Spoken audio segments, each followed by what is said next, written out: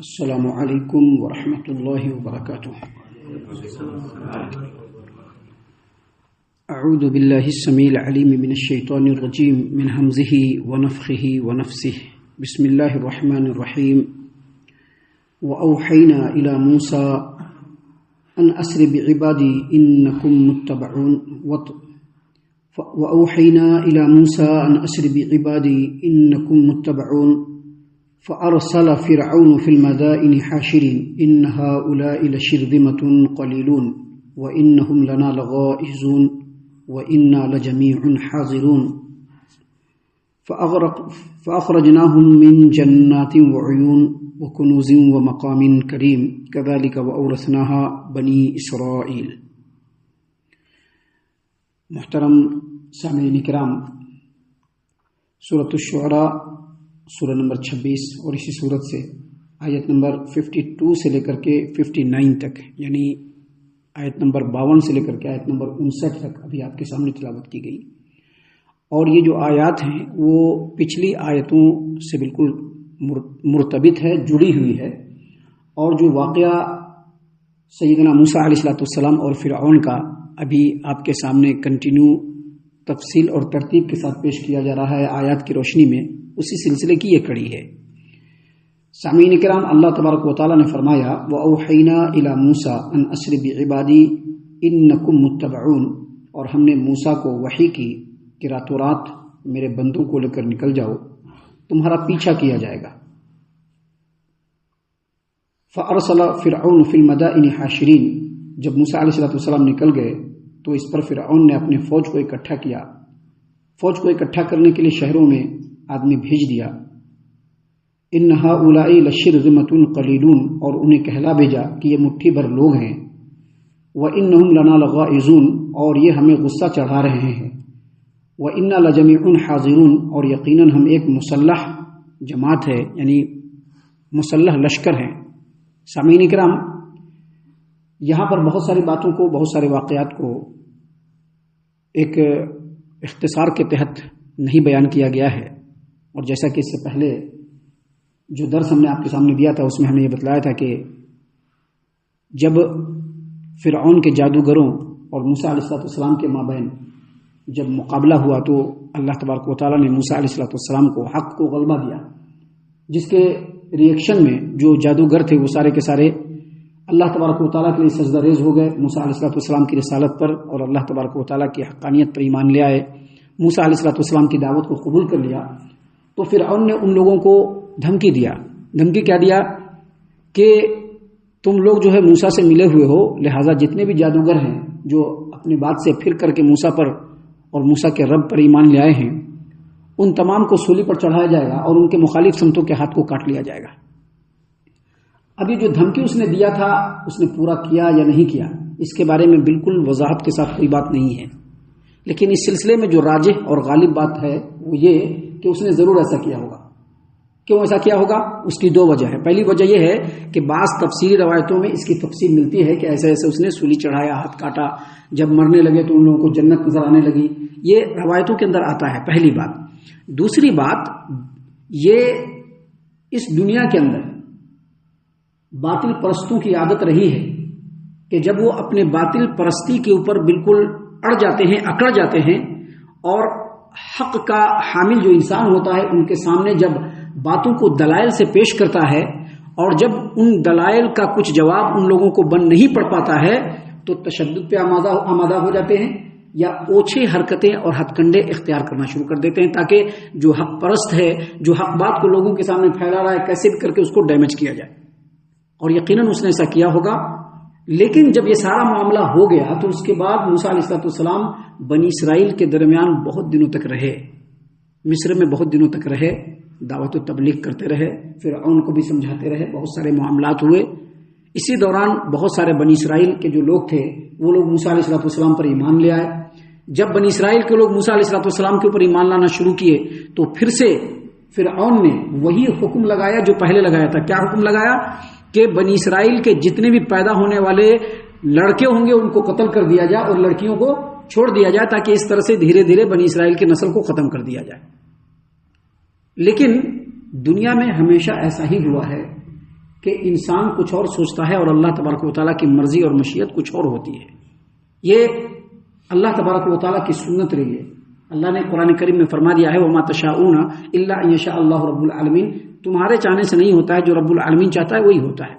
تو ادھر فرعون نے یہ ساری چیزیں کی، لیکن اس کو پتہ نہیں تھا کہ اس کے نتائج کچھ دوسرے بھی ہو سکتے ہیں. اور عموماً جب حق کو دبانے کے لیے مختلف ہتھ کنڈے اختیار کیے جاتے ہیں تو حق جو ہے وہ اپنے جڑ کو اور مضبوط کرتا ہے اور مضبوطی سے سامنے کھڑا ہو جاتا ہے.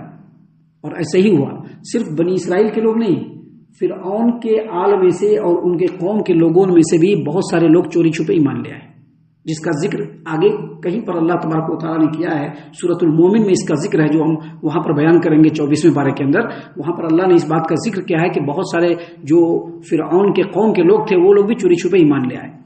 جب یہ ساری چیزیں ہو رہی تھی اور فرعون دن بدن ظلم و ستم ڈھاتا جا رہا تھا تو اللہ تبارک و تعالیٰ نے سیدنا موسیٰ علیہ السلام کے اوپر وحی کی کہ اللہ نے فرمایا وَأَوْحَيْنَا إِلَى مُوسَىٰ أَنْ أَسْرِ بِعِبَادِي إِنَّكُمْ مُتَّبَعُونَ. ہم نے موسیٰ کو وحی کی کہ راتوں رات میرے بندوں کو لے کر کے نکل جاؤ، تمہارا پیچھا کیا جائے گا. تمہارا پیچھا کیا جائے گا کیا مطلب؟ تم کو بہت ہی ہوشیاری سے نکلنا ہے، اور جب ایک بار نکل جاؤ تو پھر رکنا نہیں ہے، بلکہ تیزی سے اس ملک کی سرحد کو یعنی مصر کے ملک کی سرحد کو پار کر جانا ہے. موسیٰ علیہ السلام راتوں رات بنی اسرائیل کو لیے پوری پلان ہوئی. پوری پلاننگ کے بعد بنی اسرائیلوں کو لے کر کے نکل گئے. جتنے بھی ایمان لانے والے تھے سب کو لے کر کے نکل گئے موسیٰ علیہ السلام.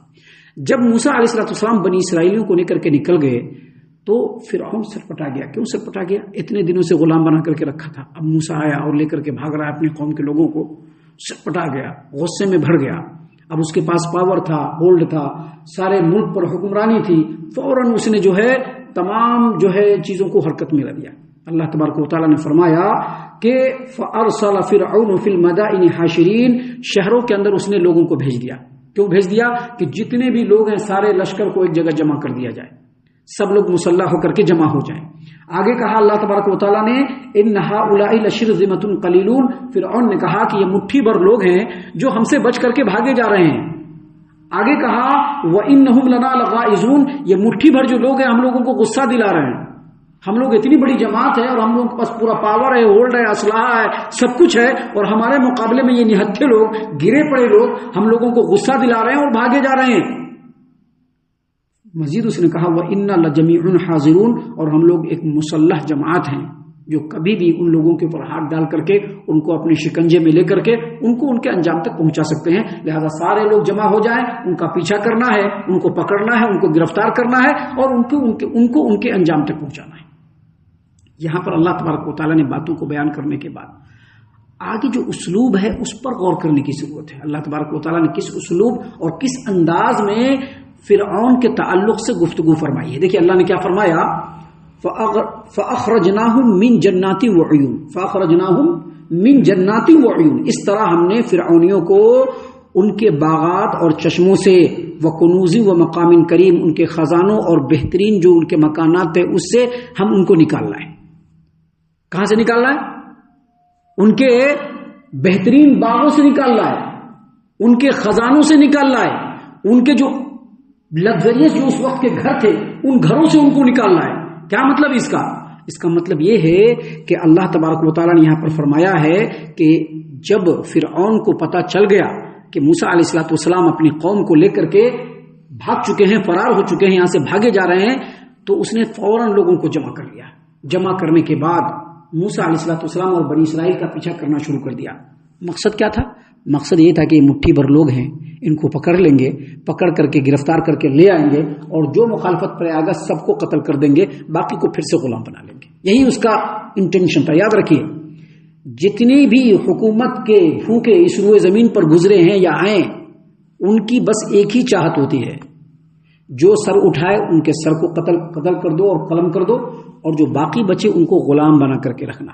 یہ ایک زمانے سے لوگوں کے اندر یہ بھوک اور یہ روایت چلی آتی رہی ہے اور یہی چیز فرعون کے اندر بھی تھی. اس نے کیا سوچا کہ سارے لوگوں کو پکڑ لیں گے، گرفتار کر لیں گے، جو سر اٹھائے گا اور مقابلے پر آئے گا ان کو قتل کر دیں گے، باقی کو غلام بنا لیں گے. لیکن ان کو یہ نہیں پتا تھا کہ اپنے جن باغوں کو، جو خوبصورت باغ ہیں، اپنے جن خزانوں کو جس کو ان لوگوں نے جمع کر کے رکھا ہے، اور اپنے جن محلوں کو ان لوگوں نے چھوڑا ہے اور چھوڑ کر کے پیچھا کرنے کے لیے جا رہے ہیں، اللہ نے مقدر میں لکھ دیا کہ اب وہ دوبارہ ان کو دیکھ نہیں پائیں گے۔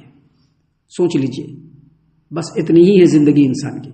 زندگی کی انسان کی بھاگ دوڑ تو بہت زیادہ ہے، انسان تو بہت کچھ سوچنے لگتا ہے، لیکن فرعون اپنے محل کو چھوڑ کر کے نکلا، فرعون اپنے خزانوں کو چھوڑ کر کے نکلا، فرعون اپنے باغوں کو چھوڑ کر کے نکلا، اپنے طاقت کے نشے میں چور تھا کہ جا کر کے پکڑ کے لے آئیں گے، لیکن اس کو یہ نہیں معلوم تھا کہ جن محلوں کو وہ چھوڑ کر جا رہا ہے، جن باغوں کو وہ لوگ چھوڑ کر کے جا رہے ہیں، جن لگژریس بنگلوں کو وہ چھوڑ کر کے جا رہے ہیں، جن خزانوں کو وہ چھوڑ کر کے جا رہے ہیں، دوبارہ اب ان کو دیکھنا نصیب نہیں ہوگا۔ ان لوگوں کا ارادہ اور انٹینشن کیا تھا کہ جا کر کے بنی اسرائیلیوں کا شکار کر لیں گے، لیکن ان کو یہ نہیں پتا تھا کہ موت کے ہاتھوں وہ خود شکار ہونے والے ہیں۔ اللہ نے اسی بات کو یہاں پر بیان فرمایا، اور پھر آگے اللہ نے فرمایا کذالک وأورثناها بنی اسرائیل، اور اس طرح ہم نے بنی اسرائیل کو ان تمام چیزوں کا وارث بنا دیا۔ آج کسی کے پاس کچھ ہے تو یہ نہیں سمجھنا چاہیے کہ ہمارا ہے، کب ہم سے چھوٹے گا اور دوسرا اس کا وارث بنے گا ہمیں نہیں پتا ہے۔ واقعہ بیان کیا جا رہا ہے بنی اسرائیل کا، فرعون کا، لیکن واقعے کے اندر جو نصیحت ہے وہ ہر انسان کے لیے ہے کہ جو کچھ ان کے پاس ہے وہ یہ نہ سمجھے کہ ان کا ہے، کب ان سے چھوٹے گا اور دوسرا وارث بنے گا ان کو پتہ نہیں ہے، پھر اس وارث سے دوسرا وارث بنے گا، پھر اس سے تیسرا وارث بنے گا، اور پھر بعد میں سب چیزوں کا وارث کون بن جائے گا؟ اللہ تبارک و تعالیٰ، کیونکہ سب اللہ تبارک و تعالیٰ کا ہے۔ سامعین اکرام، ابھی آگے واقعہ اور بھی بیان ہوا ہے جس کو اللہ تبارک و تعالیٰ نے تفصیل سے ہمارے سامنے بیان فرمایا ہے، جس کو انشاءاللہ کل ہم آپ کے سامنے اسی درس میں پیش کریں گے۔ ہم اللہ سے دعا کرتے ہیں کہ اللہ تعالیٰ ہم تمام کو ان تمام باتوں کے اوپر خوب غور و فکر اور تدبر کرنے کے ساتھ ساتھ ان باتوں پر عمل کرنے کی بھی توفیق عنایت فرمائے، آمین۔ اللہ تعالیٰ ہم تمام کو صحیح معنوں میں پکا سچا مومن مسلمان بنائے، اللہ اور اس کے رسول صلی اللہ علیہ وسلم کی اطاعت و فرما برداری کرنے والا بنائے، صحابہ کرام رضی اللہ عنہم کے طریقے پر چلنے والا بنائے، جنت الفردوس میں جگہ عطا فرمائے۔ اے اللہ ہم تمام کو جہنم سے پناہ دے، اے رب العالمین ہم تمام کو جہنم سے پناہ دے، اے مالک الملک ہم تمام کو جہنم سے پناہ دے، آمین یا رب العالمین۔ وما علینا الا البلاغ المبین۔